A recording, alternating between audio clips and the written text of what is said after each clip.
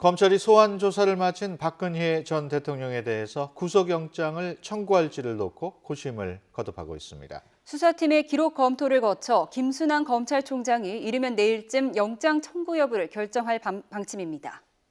현장에 나가 있는 취재기자 연결합니다. 최두희 기자. 네, 서울중앙지검에 나와 있습니다. 검찰이 휴일인 오늘도 수사 기록을 검토하고 있다고요?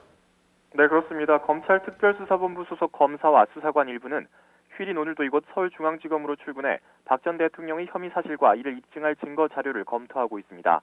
주말인 어제도 대부분 출근해 수사기록 정리 작업에 심혈을 기울인 것으로 확인됐는데요. 오늘도 혐의 입증의 완성도를 높이는 일에 주력하고 있는 겁니다. 수사팀은 이르면 오늘까지 수사 결과를 정리한 보고서를 작성한 뒤 김순환 검찰총장에게 올리게 되는데 여기엔 박 전 대통령 신병 처리 방향에 관한 수사팀의 의견도 포함됩니다.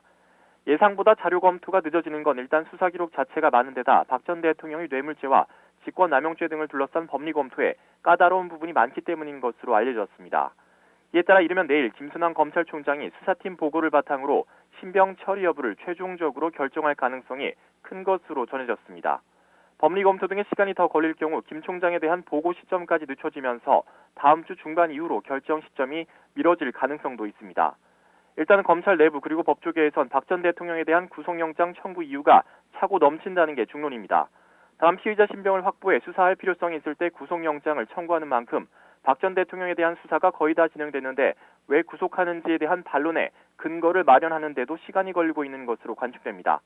앞서 김 총장은 박 전 대통령의 신병 처리 결정 방침에 대해 법과 원칙 그리고 수사 진행 상황에 따라 판단돼야 할 문제라고 밝힌 만큼 어떤 선택을 내릴지가 주목됩니다. 네, 우병우 전 청와대 민정수석에 대한 검찰 수사도 속도를 내고 있죠.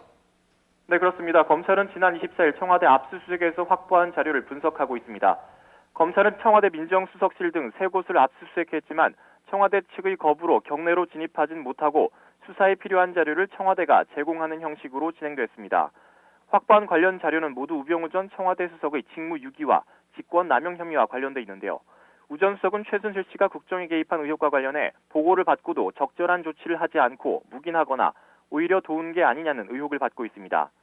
특히 압수물에 우 전 수석이 최순실 씨 관련 보고를 받고도 묵인했다는 결정적 증거가 포함될 가능성에도 관심이 쏠리고 있습니다.